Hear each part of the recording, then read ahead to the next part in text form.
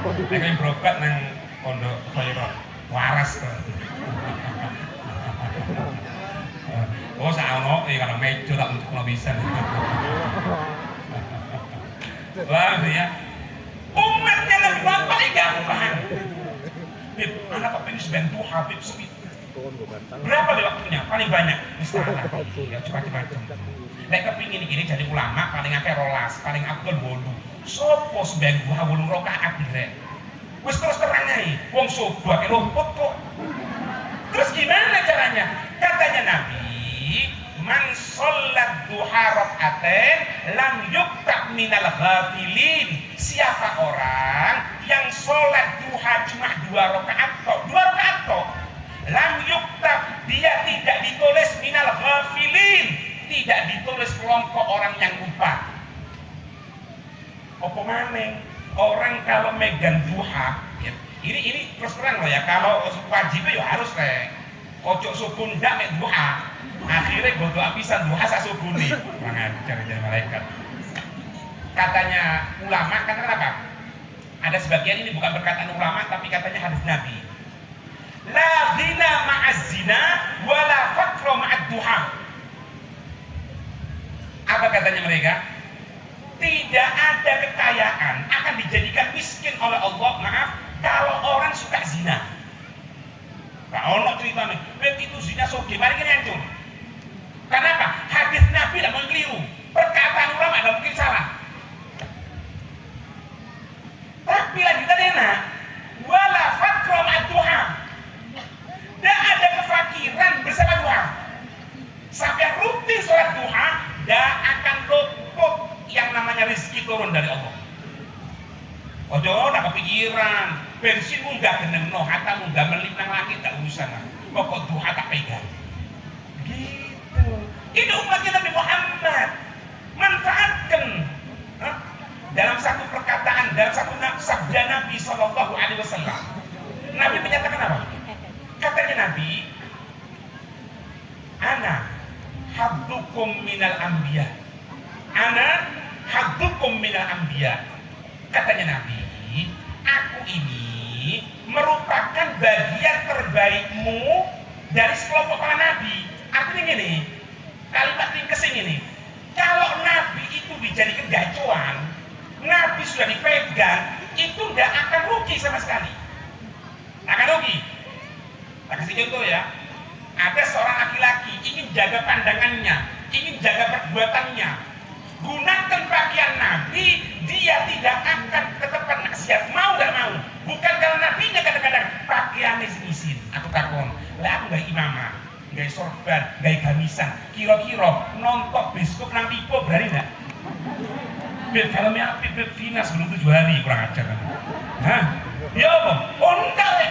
Enggak, apa? Enggak pantas kalau pakaiannya izin. Pakaiannya Nabi saja, pakaiannya Nabi itu bisa mencegah orang dari perbuatan kemaksiatan. Saya Bapak Ibu kalau pas diundang ke mana, ke luar gitu, Kalimantan, Jakarta, kan naik pesawat, kayak kopiaan.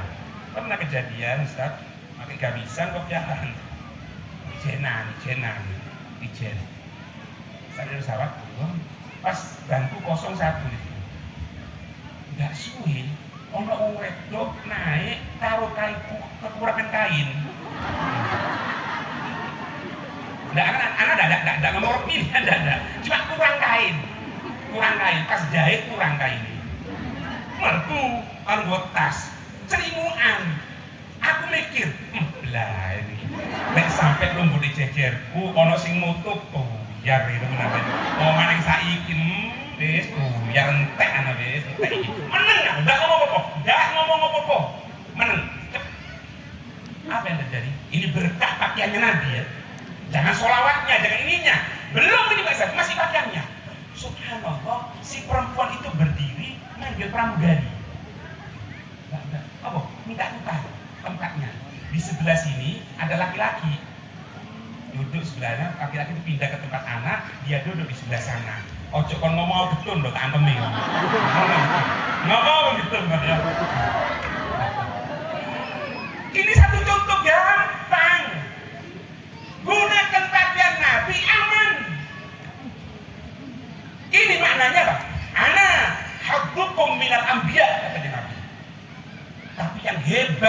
hebat. Apa katanya Nabi? Wa antum habbi minal umam. Katanya Nabi, kamu semuanya ini, kita ini semuanya adalah bagian terbaik untukku dari semua umat. Nabi cinta sekali sama kita. Nabi perhatian sekali sama kita. Bapak Ibu, kalau kita cinta sama Nabi itu hukumnya wajib. Wajib kita cinta sama Nabi. Kita sama guru kita wajib kita cinta. Tapi yang hebat, kalau guru kita cinta sama kita, Nabi cinta sama kita, itu hebat. Berarti kita ada kelebihan. Dan Nabi menyatakan, wa antum habbi minal umam, katanya Nabi, engkau bagian terbaik dari umat ini. Allahu Akbar.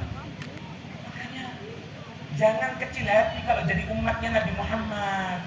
Manfaatkan ini kesempatan yang baik untuk orang mendapatkan kemuliaan dari Allah. Ada satu cerita, ini cerita terot geni. Itu mulai sayup-sayup kan gimana? Kapan dia? Anak tanya ya, jawab jujur. Kira-kira antum semuanya ini bawa siwak nggak? Siwak hilang kan? Loh, siwak. Ada satu cerita tentang masalah siwak. Piro regane siwak? Duduk siwak sing jarum 7 jam 78 itu enggak siwak. Ada satu cerita diceritakan dalam kalamnya Habib Abdul-Bari. Diceritakan ada orang itu istiqomah gunakan siwak. Jadi mau masuk kamar mandi siwakan, keluar kamar mandi siwakan, mau tidur siwakan, bangun tidur siwakan, mau angop siwakan, setelah angop siwakan. Tapi tidak ono angop. Paham ini ya? Sampai disediakan di atas tempat tidurnya ada siwak, di kamar mandinya ada siwak, di tasbihnya ditali siwak. Mana kok? Ini si orang ini setiap bangun tidur pasti ngambil siwakan. Baru dia baca doa bangun tidur, baru kamar mandi. Dia barunya seperti itu. Suatu saat malam hari dia akan tidur, rutinitas ngambil siwakan dia, baca doa tidur. Di tengah tidurnya dia kelihatan dirinya itu seperti meninggal, kayak wafat tuh, seperti wafat. Dia datang, keluarganya datang, istrinya nangis di sampingnya, anak-anaknya nangis di sampingnya, tapi dia kelihatan di mimpi. Dia kelihatan juga jasadnya diangkat, dicopoti pakaiannya, dimandikan, dikafani. Kelihatan. Dia kelihatan seperti nangis. Ya Allah, aku kalau mati seperti ini, dibawa ke masjid, disolati, dikubur. Setelah dikubur, subhanallah, ternyata dia dibangun dua makhluk, Munkar Nakir. Ternyata apa? Dia mati sungguhan. Allah Akbar. Mati sungguhan, kaget. Marobuka, kan ngomong atau kan? Marobuka. Nah. Aku kedeti jadi. Bingung. Ada satu hati yang mengatakan kamu meninggal katanya. Loh, aku mati. Iya. Lah dia yang tadi. Jadi meninggal di tengah tidur. Tapi ditunjukkan oleh Allah Subhanahu wa taala. Kaget dia. Loh, jadi tidak berarti mimpi itu menang. Tapi ini bionan. Mati. Nah, terus apa ya? Jawab penuh dia. Apa mana? Ayo, marobuka katanya. Ditanya marobuka. Bentar. Golek siwak. Dia jero kubur nyari siwak. Ada satu hati yang mengatakan orang seperti ini sudah pasti bisa jawab pertanyaan Munkar Nakir, masuk ke surga karena rahmatnya Allah. Mlebu surga gara-gara apa? Bondo siwak. Allahu Akbar. Karena apa? Karena umatnya Nabi Muhammad. Kalau bukan umatnya Nabi Muhammad tidak akan bisa seperti ini, Bapak Ibu. Tidak bisa sama sekali. Tinggal sedikit satu langkah Pak sama Nabi. Yang membuat hijab kita sama Nabi, yang membuat kita jauh sama Nabi ini sebetulnya apa sih? Cinta kepada kehidupan dunia itu. Kalau dunia ini sudah tidak berada dalam hati kita, dalam tangan kita, selesai. Makanya doanya Habib Haddad, Sahibul Rotib yang baca rotib, ini bacaan rotib, bacaan rutinnya Kiai Hamid Pasuruan. Itu dikatakan apa? Allahumma ja'alid dunya fi aidina wa la taj'alid dunya fi qulubina. Ini doa perlu dibaca Bapak Ibu. Lek basa kasarane rada kasar titik. Cik ini tidak kedunian. Karena kedunian ini menghalangi kita sama Nabi. Beb, saya tidak bisa bahasa Arab, Beb, bahasa Arab. Saya iso. Basa kromo Inggil, monggo. Basa Madura, monggo. Malaikat pinter iso kabeh. Ya Allah, jadikan dunia di tanganku ya Allah. Jangan jadikan dunia dalam hatiku. Karena kalau sudah dunia dalam hati, repot hati metu mirek. Kontrol ya, kantong. Kalau kantong ya serekan, nggak gembokan, repot hati metu nih. Tapi kalau sudah ada di tangan, enak. Bojoku loro dari duit. Omaku bocor ya apa? Ham itu gak duit, itu ham tok. Ham gak duit kok. Ham tuh. Apa ya? Ini tok sudah. Tinggal ini tok. Kalau ini lepas semuanya. Hijab sama Nabi hilang Bapak Ibu. Dan ingat ya, dunia itu katanya Sayyidah Aisyah dulu saya tadi kan, dunia itu seperti ayang-ayangan kita orang. Bayangan gitu, ayang-ayangan. Lek sampean kejer sampai ngoyo ndak akan naik. Tapi aja reken, mlaku kon, ayang-ayangan melok terus. Dunia kayak ngono. Makanya saya kaget, kerjaane ndak pati okro, tapi kok di motor barang yo, apa dukun tak? Anda, ndak peduli sama dunia datang. Jangan khawatir. Tak bawa ke satu cerita ya. Ada sahabat itu memiliki beberapa julukan. Ada yang namanya Dzulbijaden, ada yang dijuluki juga Awwah. Awwah itu Awwah orang yang tobat. Dzulbijaden itu seorang sahabat yang kaya raya dulu di Mekah. Sugih Bapak Ibu. Sampai dikatakan Dzulbijaden itu kalau jalan lewat di satu lorong itu bau parfumnya ketinggal. Saking mahalnya parfumnya. Itu nyong-nyong waktu Nabi itu mengadakan hijrah, beliau malam berangkat, ternyata di perbatasan kota Mekah ada seorang kafir yang sudah nunggu. Mau kemana ini? Diem Dzulbijaden. Aku mau keluar kemana? Mau hijrah katanya. Mau ke Madinah kamu? Iya. Gak usah kembali. Apa kata Dzulbijaden? Apa yang kamu minta, aku berikan semuanya.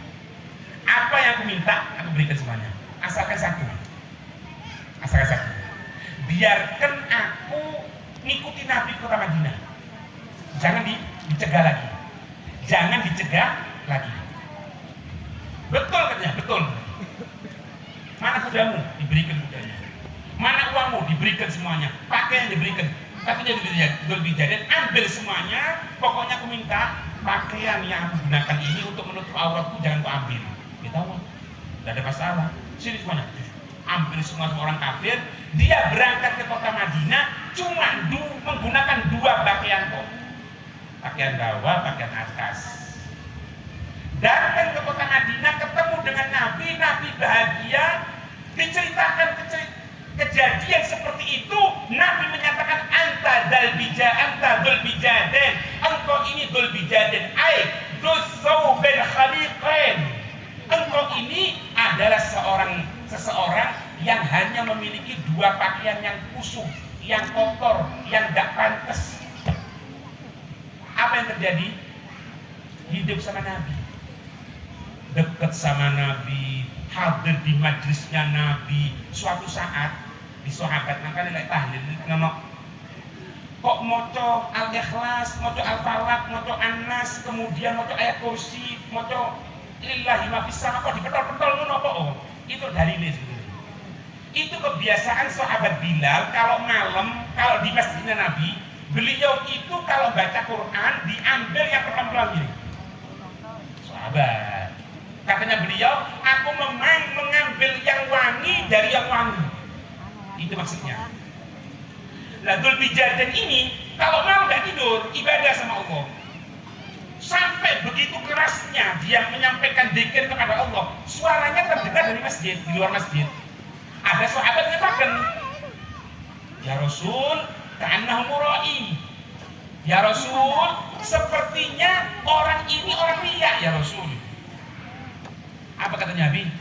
La bal huwa Allah. Udah kata Nabi. Dia tidak riya, dia cuma tobat sama Allah. Makanya yang kaget kalau orang majelis kemudian karena terbawa suasana sampai goyang-goyang gini. Iku nopo rek? Tegel gopo rek. Kayak kalau mau dangdutan loh. Ya apa udah gini. Coba lain nih, ini untuk Rasulullah. Sudah sampai Dzulhijjah ikut pertempuran wafat. Meninggal Dzulhijjah. Nabi diberitahu, ya Rasul, Dzulhijjah wafat. Katanya Nabi, jangan engkau urusi, aku akan datang. Didatangi sama Nabi. Nabi yang urusi jenazahnya, Nabi yang mandikan, Nabi yang ngafani, Nabi yang nyolati, Nabi ngantarkan ke kubur. Nah, ini kuburannya dibagi, kuburannya Dzulhijjah ini ada dibagi. Di mana kuburannya? Ya melo aku mau. Nek kon malah aku tak kandhani kon. Rahasia perusahaan iki rek. Bang, ada gunanya dibagi. Ketika ini jasadnya Dzulhijjah akan dimasukkan ke liang lahat. Tahu sampai yang masukkan? 3 sahabat yang masukkan. Sayyidina Abu Bakar, Sayyidina Umar, dan Sayyidina Ali. Allahu Akbar. Pembesar sahabat yang bawa jenazahnya mau dimasukkan ke liang lahat. Katanya Nabi, berhenti dulu. Nabi masuk ke dalam liang lahat, kemudian Nabi yang nampani. Nabi nampani jenazah Dzulhijjah. Diambil sama Nabi, diarahkan ke arah kiblat. Kemudian apa? Nabi doa. Allahumma irda an Dzulhijjah fa inni amsaitu qad radin anhu. Katanya Nabi sambil angkat tangan, ya Allah, ridhoi ini Dzulhijjah karena aku sekarang ini nabimu, kekasihmu, orang yang kau cintai ya Allah, aku ridho sama Dzulhijjah, maka ridhoi dia. Katanya Sayyidina Abu Bakar, apa kata Sayyidina Abu Bakar? Andai yang meninggal itu adalah aku akan ridho seperti itu karena doanya Nabi. Disolati Nabi sudah selesai, tapi Nabi masih doa seperti itu. Karena apa? Tinggalkan. Kita tidak harus. Coba pikirkan, andai ketika itu Dzulhijjah tetap sama hartanya, kira-kira akan terjadi seperti itu? Kita tidak diminta seperti itu, Bapak Ibu. Bahwa harus semua harta kita dimasukkan. Tidak harus. Jangan ada kepikiran sama dunia sampai menghilangkan konsentrasi kita sama Allah Subhanahu wa taala. Sehingga dalam kitab Nasir ini hati-hati. Ya'lamuna dhahiran minal hayati dunya wa hum 'anil akhirati hum ghafilun. Mereka mengetahui kehidupan dunia ini, tapi dari urusan akhirat tak paham. Maaf. Kadang-kadang kudu tak ngerti. Rukunnya kudu Allah tidak perlu. Katanya Sayyidina Abdullah bin Abbas, beliau mensifati firman Allah tadi itu. Oh, ada satu orang katanya begitu cintanya sama dunia. Dulu kan uang itu uang koin emas. Kalau dipegang dilemparkan gini, ting. Dia ditutup matanya, lemparkan, ting. Bunyi ting itu dia bisa tahu. Oh ini emas sekian. Kenapa? Begitu fahamnya tentang kehidupan dunia. Tapi kalau ditanya tentang kehidupan akhirat, hukum syariat nol. Allahu Akbar. Dalam satu hadis Nabi menyatakan apa? Ida azzamat ummati ad-dunya faqad nuzi'at haibatul Islam anhum. Kita mikirkan, Habib, ini kenapa Habib kok di Palestina seperti itu, diginikan, digitukan, tiap waktunya kita dapatkan di HP. Ya apa video nih, ya apa, ngeluh kan. Sumpah, kesian. Kita tidak menyatakan keburukan kepada mereka, kita tetap doakan. Tetap kita doakan. Cuma ingat hadis Nabi SAW. Ida agdomat ummati ad-dunya. Kalau umatku ini katanya Nabi sudah mengagungkan dunia, semuanya dunia, maaf. Kadang-kadang mau diundang ceramah, delok kira-kira amplopnya piro ire. Lek amplopnya tebel atau loro teko, tapi lek tipis, umat untuk asem aurat. Jadi nih. Maka ketika itu kalau saya itu nusiat haibatul Islam anhum, maka akan dihilangkan kewibawaan Islam. Pada zaman Sayyidina Umar, perlu sampean tahu, pada zaman Sayyidina Umar itu Masjidil Aqsa yang megang kuncinya Sayyidina Umar, diberikan oleh Sayyidina Umar kepada salah satu yang diangkat di sana. Tapi sekarang, kenapa? Ayo sadar, ayo kembali sama Allah. Tinggal satu hijab ini kok. Pengajian sudah ada, Rabu ya saja. Rabu baca VG mungkin ada, pembacaan VG, pembacaan sirah, itu semuanya untuk supaya kita nyambung sama Nabi. Nabi Muhammad. Cukup dah. Iya jam 10 lagi. Gorong dan mana yang baik kan lagi? Hah? Perhatikan ya, perhatikan. Ini satu amalan, sampai amalkan dunia datang sama Nabi. Temenan ya, kocok-kocoknya dukun lah begini, betul aja. Aja. Ada dalam kitab Syarah Ibnu Haddad. Ojo bingung sampean. Iki rahasiane kenapa orang yang bergelimang di kehidupan agama, sing ngajar, ngurusi santri, tapi kok enak uripe. Salah satu ini, perhatikan. Ada beberapa sahabat datang sama Nabi. Beberapa sahabat datang sama Nabi. Bapak Ibu perlu sampai tahu ya, pada zamannya Nabi sampai zaman Sayyidina Utsman itu tidak ada makanan yang macam-macam kecuali susu. Dan gandum pun itu dibuat seperti kalau bahasa kita orang roti patah itu yang di Gresik biasanya. Roti anyep itu. Tidak ada masakan macam-macam. Tidak ada. Oh mana rujak, soto, bakso sama macam daun kok. Tidak ada. Tapi sahabat dalam keadaan kesusahan waktu itu datang sama Nabi. Apa katanya sahabat datang sama Nabi? Ya Rasul, kaifad dunya hajarat minna. Ya Rasul, iki apa dunya? Kok melayu kabeh kok gitu kali ya Rasul. Lek basa kita orang kok sepi toko ya Rasul. Iya, listrik munggah, iki mendok munggah, iki munggah, kabeh munggah ya Rasul. Gaji tetap tambah melorot ya Rasul. Maksud kita kan ngono. Apa jawaban Nabi? Apa katanya Nabi? Wa aina antum bistighfaril malaikah. Wa aina antum bistighfaril malaikah. Katanya Nabi, loh kenapa kamu tidak baca istighfarnya malaikat? Kaget. Wakila, kaifa dzaka ya Rasul? Ya Rasul, maksudnya istighfarnya malaikat itu gimana? Apa yang maksud istighfarnya malaikat? Apa katanya Nabi? Gulu, ucapkan katanya Nabi. Zikiro katanya Nabi. Subhanallah bihamdi, subhanallahil azim, astaghfirullah. Apa bacanya? Subhanallah bihamdi, subhanallahil azim, astaghfirullah.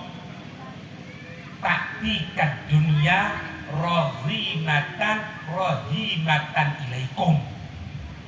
Kamu kalau rutin baca itu katanya Nabi, maka ketahui dunia akan datang kepadamu dengan bahasa Jawa nih DP. Ngatakan apa? Ayo PN aku, ayo PN. Kapan bacanya? Aku maangok ya. Aku maangok ya. Maaf. Aku juga lalur loh. Kapan bacanya?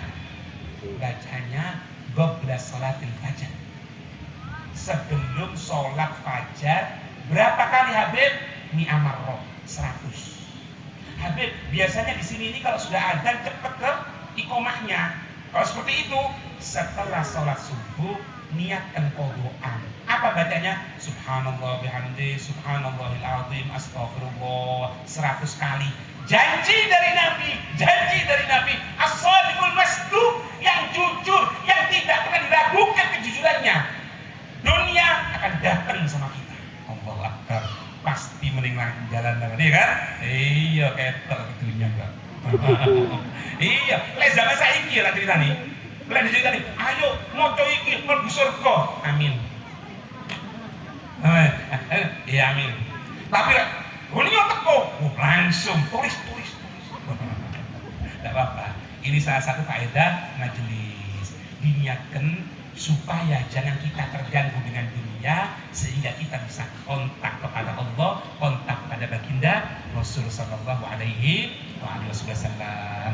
Semoga bisa istiqomah insyaallah, istiqomah hadir majelis, istiqomah untuk cinta kepada Nabi, dan semoga guru-guru kita, Ustadz Ikhwan dan Ustadz juga diberikan panjang umur, diberikan kesehatan, dijauhkan semuanya dari fitnah yang akan menjauhkan kita dari Allah dan Rasulnya. Amin ya rabbal alamin. Allahumma inna nas'aluka min khairin ma sa'alaka bi abdika wa rasuluka Muhammad sallallahu alaihi wasallam, wa na'udzubika min sta'ataka bi abdika wa rasuluka Muhammad sallallahu alaihi wasallam. Allahumma ma qadaita alaina min amrin faj'al akibatahu rasyada. Ya Allah ya Rahman ya Rahim, kami minta apa-apa yang pernah diminta kekasihmu Nabi Muhammad sallallahu alaihi wasallam.